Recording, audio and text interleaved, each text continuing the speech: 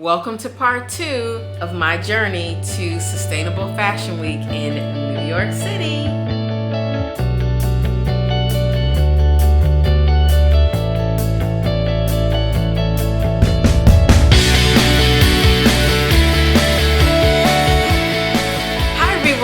Welcome to the Urban Sewing Society, where we bring fashion and creativity to your neighborhood. My name is Jen and I am the Urban Sewist. I'm so happy to have you join the channel today. If you're a regular subscriber, thank you so much. If you haven't subscribed yet, hit that subscribe button below and click on that bell so that you can get an update every time I release a new video. All right, so last week I talked about my journey to Sustainable Fashion Week in New York. As part of the challenge, we were asked to create 3 looks for our collection to be submitted for the final competition.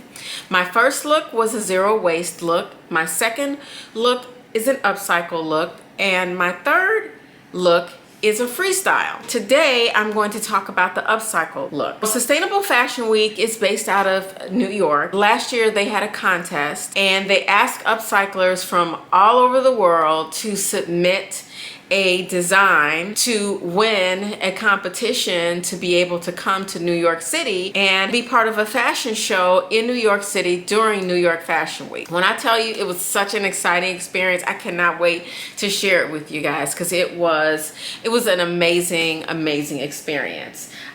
So what I'm doing in part 1, 2, and 3 is I'm telling you about my journey and how I got there. So as you know, someone inboxed me. Her name is Sonia Hatton. I'm gonna link her information to her IG page below. She's affiliated with the folks at Sustainable Fashion Week, and she said, hey, you know, the designer should enter this contest. And I said, okay, sure. So I did. And lo and behold, I became one of the semifinalists. Then I had to go out and get a bunch of votes so that I could get pushed forward to the finals. Once they had the 5 finalists, they sent us all 2 boxes. One box for a zero waste look, the second box was for an upcycle look, and the third was our own freestyle design. My first box arrived, and you saw last week the first box arrived. That's what was in it, those 3 pieces. My second box never arrived. In fact, my second box didn't arrive until maybe almost 2 weeks later. Because my box did not arrive, I ended up going into my own stash to pull out some items that would replicate what Sustainable Fashion Week was going to send me. And I worked with the folks over there at Sustainable Fashion Week, and they approved the items, and I was able to kind of move forward.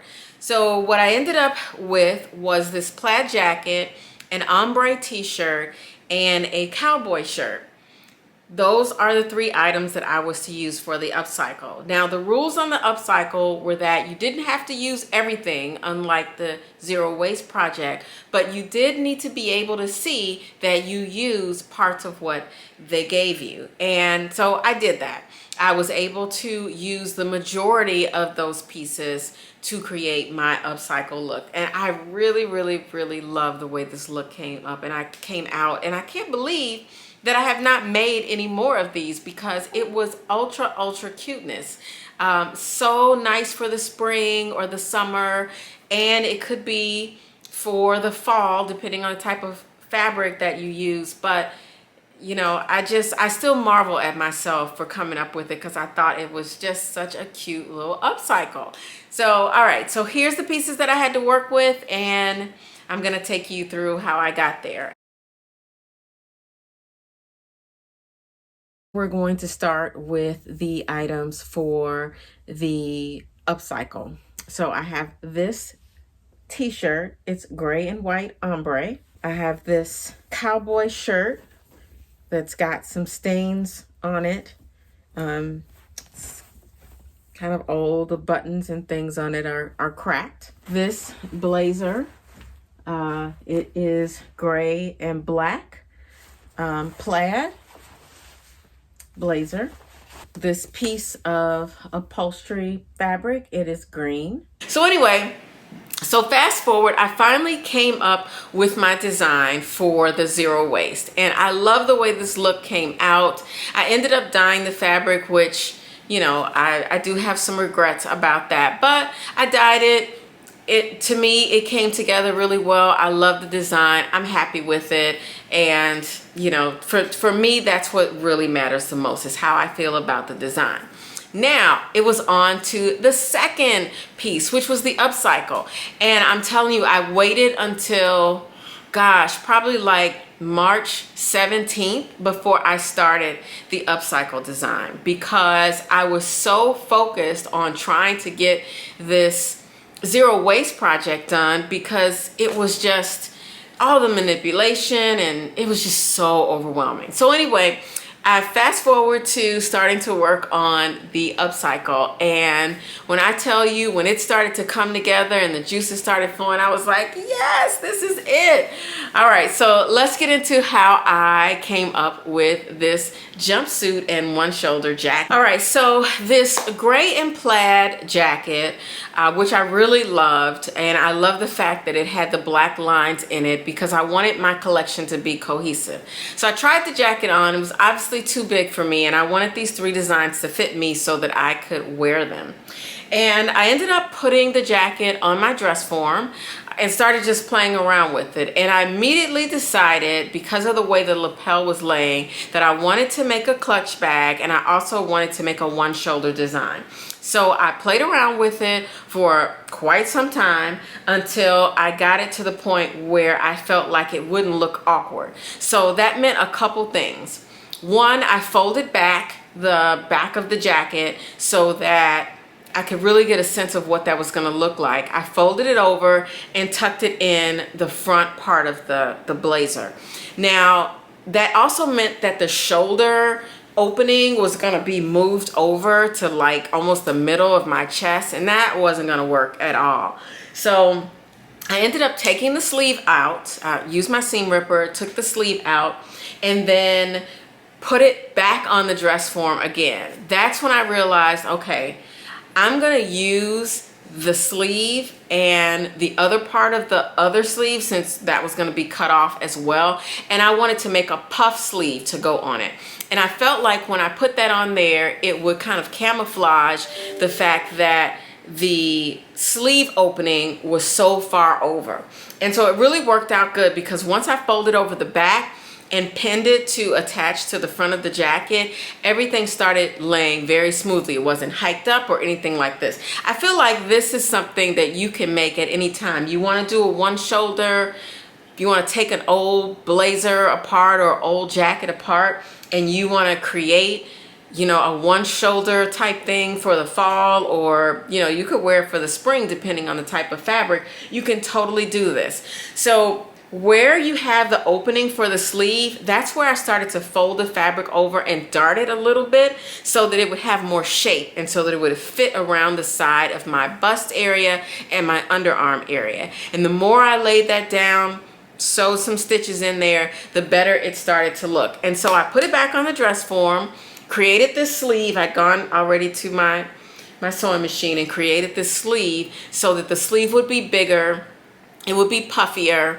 I added, you know, some pieces of the fabric that I'd cut off the other sleeve and cut off the back to make the sleeve like nice and puffy. And then I pulled the sleeve up, I kind of ruched it a little bit so that it would have more puffiness. And you can see here where I am cutting the sleeve off, and I actually cut up to halfway up the neck, because I wanted that all to still lay flat. And then you see where the lapel comes right across the front, almost perfectly. Ideally, for this type of upcycle, you will need a jacket that is at least, I would say, 2 sizes bigger than your size, because in order to get that to come all the way around to the side and be able to have enough fabric to make the bottom portion of the jacket wrap around to the other side, you're going to need extra fabric. You're also going to need extra fabric in the sleeve so that you can add to make the sleeve puffy. Now, you can do this no sleeve look if you like. It's completely up to you, but you still will probably need a jacket that's at least 2 sizes larger than your size. Okay, so next on to this shirt. So I had this cowboy shirt, as you saw earlier, and it was a pink and blue plaid. It had these mother of pearl type buttons on there, and the pattern was okay, but I did not see how the shirt and the jacket were gonna go together. I just couldn't get my head wrapped around it. I ended up taking the shirt and I dyed it. I used a gray dye because I wanted the hue to be the same as the jacket. I didn't want it to be black because I thought that would stand out too much. And the gray to me would blend in a lot better. And I'm telling you, this whole dyeing process, I learned so much after the contest. I learned so much about more natural dyes and how you can use different vegetables and different plants and things to get the type of dye, get your fabric to be dyed the way you want it, and how you can get different tints and things like that. And so anyway, that's a story for another day. Dyed the fabric. It came out this beautiful gray with like little hints of pink in it, and I thought it turned out lovely. I flipped the shirt upside down. When I put it on the dress form, I realized that I could make like some kind of jumpsuit out of this. But what I was gonna need was more shirts. So I went to my stash and I found 2 shirts that looked, actually they were identical. I picked them up about a year ago at the thrift store, and I'm so glad I held on to them because that pink and that gray was on it. So what I did, took the sleeves off of both shirts, as you can see here, and I laid them out and I was like, okay, how can I make this work? These were Levi's cotton blend shirts. As you can see here, I'm cutting the sleeves out and then I'm starting to lay the shirts out. And I'm thinking to myself, how could I connect these and make a skirt? So my plan was to button the shirts to each other. Since they were identical size, identical shirt, I could just button them to each other. So I started laying them out. As you can see here, instead of them being a skirt, they ended up being like these really cool culottes. And since they were the perfect size, they buttoned together in the back. They were wide enough. They also had an interesting shape at the bottom. And I was like, this is gonna be fantastic. So it actually worked out really good. And so I'm gonna lay it down here so that you can see it, because I've not done this since, but I want you to see how the 2 pants legs came together. So I buttoned the fronts together, as you can see right here on top, and I ended up making the crotch using the underarm of the sleeve. And so one day I'm gonna do a full-on video of how to create this whole thing, but I wanted you to see how I took 2 shirts and turned it into the bottom part of a jumpsuit. So I'm pinning the crotch area here. Okay, I know it's going to be a little hard to see here, and I promise to add this part of the upcycle to one of my future upcycles. I've got some shirt upcycles coming your way that I think you're really going to like, and one of them will include more details on this particular one that I did. But basically, I took each shirt, removed the sleeves, folded them in half, and matched them up so that they would create a leg. And what worked out really perfectly was that when I folded it over, the underarm of the sleeve was the perfect size to be in the crotch area. So who knew, and this was just me playing around with the shirt and realizing that if I folded it over, that the crotch area would end up right in the middle, and I could merge both shirts together and create pants. The challenge was then going to be whether or not the shirts were long enough you know, and the other shirt was long enough to attach to the bottom. So as you can see here, I am taking out a lot of the seams. I've already pinned one leg together, but I had to remove some stitches from the other side.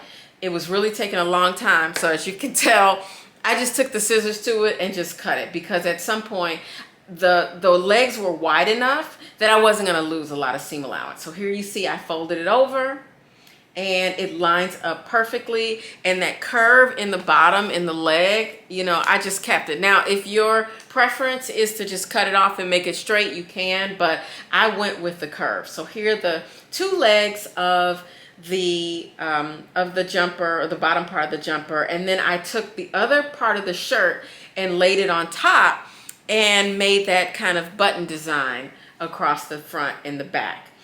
So here I am taking, I didn't cut the shirt, the original shirt that I dyed, the one that was part of the project. I did not cut it. I laid it out first with, just like I'd had it on the dress form, laid it out nice and flat. I marked where my waistline was going to be, and then I laid the culottes, or the bottom part of the jumper, on top to see what that was going to look like. Once I laid everything out, I knew that I was headed in the right direction, and I couldn't believe that I had come up with this idea. And I'm sure, you know, somebody else has probably done this, but I was just in awe of myself that I came up with this. So as you can see here, I cut that part. I was still trying to figure out how can I utilize the sleeves, and so what I ended up doing was I cut the sleeves off of the original upcycle shirt. You can see here, I didn't use a seam ripper. I just cut them because I was short on time. I literally had like 10 more days left to get this completed, and I decided to flip the sleeves, turn them upside down, and use the top part of the sleeve for the shoulder and the bottom part of the sleeve, or the top part of the natural sleeve for the bottom part of the sleeve, and then vice versa. And once I laid that on there, I was like, okay, this may work. I didn't realize it was going to work until I put it on the dress form, and when I put it on the dress form, it was like, yes. So since I didn't have to use all of the shirt, I only needed to make sure that you could see the shirt in the design. I discarded the rest. I knew I wasn't going to need the collar. I knew I wasn't going to need the yoke. I put that to the side. However, I did want to see how I could use the leftover pink shirt and incorporate that into the design. And I did, because I needed more length so that the culotte, to the bottom part of the jumper, didn't pull tight in the middle. And so that worked out perfectly. So here I'm just still playing around with the sleeves, trying to figure out what I'm going to do. I went with my first mind, and that was to flip those sleeves and put them on the shoulder. Okay, so here you can see, I apologize for the kind of out of focus video here. As I was doing this, my intention was not to actually show it long term. I wanted you to see where I started to create the top part of the jumper. So I made a pleat in the back so that it would have, you know, room in the back. I made the pleat. I didn't want to put seams in there. I wanted this to be kind of a looser fitting jumper. I knew that it would be more of a springtime type thing that I wanted to be sure to get some wear out of. And you can see here, I started to attach the bottom part of the sleeve at the bottom of the shirt, which was actually at the top. So I know that's really confusing, but the sleeve had, the bottom part of the sleeve, the cuff of the sleeve had these little diamond snaps on them, and I was like, I don't want to lose that design feature. And if you know me and you know the types of upcycles that I make, I love for you to be able to see whatever it used to be. Like, to me, that kind of just pays homage to the original piece that you created. So you can see those little diamond snaps on the top shoulders, and I just love that. And so the bottom part of the sleeve was the part that's here on the original sleeve, and I really like the way that turned out. So I ended up adding part of the pink shirt to the bottom of the gray shirt to give myself a little more length, and love the way that turned out. All right, now to go on to the t-shirt that was part of this upcycle. So I took the t-shirt, laid it out flat, and I cut strips. The shirt had this ombre color to it, which was really nice. So I thought braiding it was gonna make it, you know, look even better. My intention was to braid these strips and make them into a belt, but I didn't really like the way it turned out. I used it anyway because I wanted to show how I used it, but I really didn't like the way the belt looked with this particular outfit. I do still have the belt and I'm gonna use it on something else. What I ended up doing with the rest of the shirt was I continued to cut the strips.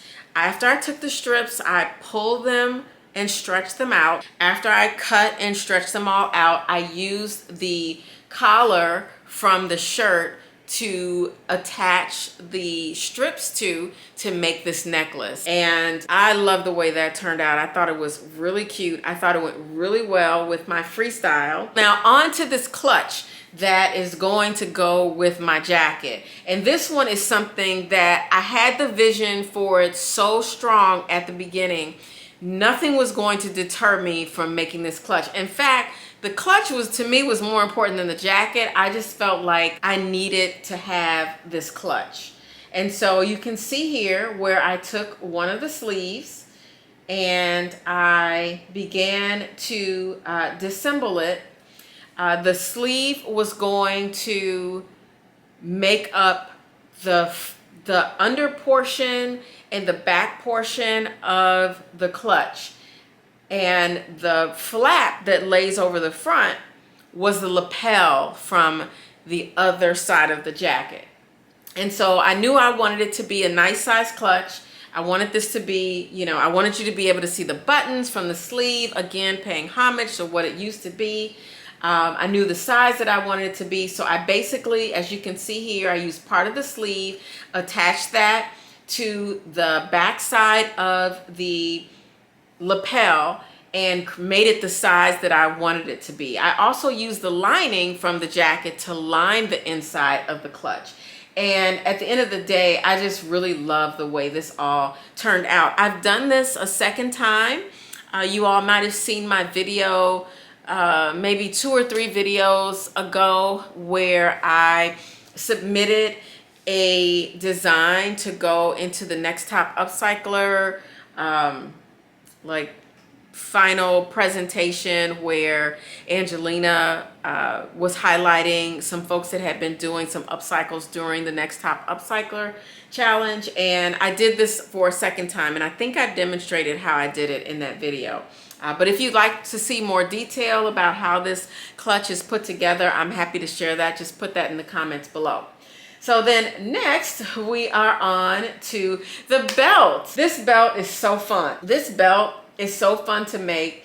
It's so easy to make. If you go to any fabric store and find some sheeted vinyl, you could buy about 1/4 yard of this vinyl. And that's about how much vinyl I have right here. I also have a rotary cutter. You'll need a ruler and an owl, and you'll see both of those being used here. So the first thing I did was I measured the desired width of the belt, and I determined that 2 inches was going to be good for me.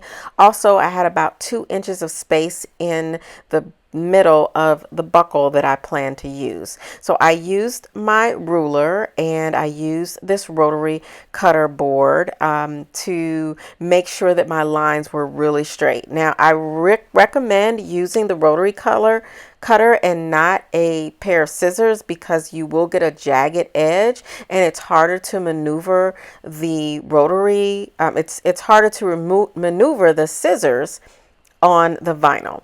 I also rounded out the corners of the vinyl because I wanted it to have a smoother finish.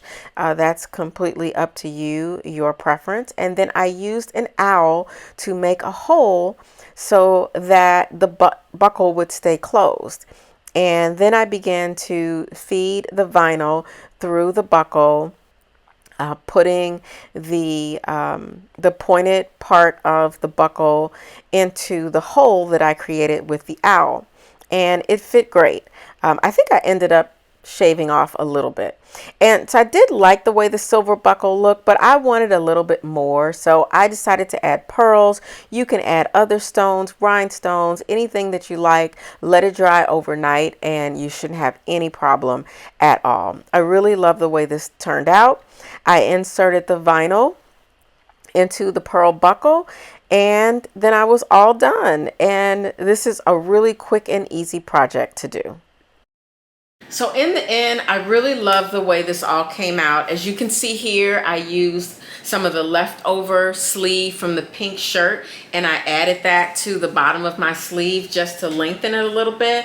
I thought it came together really cute, and as you can see here, you see the belt that I added to the outside. I'm so pleased with the way this turned out. I love the little off the shoulder part, and then I was able to mix and match this with my freestyle. So, and I made a mask. I made a two-tone mask. So you got the plaid on one side, the pink on the other, and it just turned out really cute. And as you can see here, if you look a little close, you can see the buttons on the shirt. So I hope you guys enjoyed this. This was how I got through my upcycle. I did this in, gosh, I must have done this project in about 4 days because I spent a lot of time working on my final project, my freestyle project rather.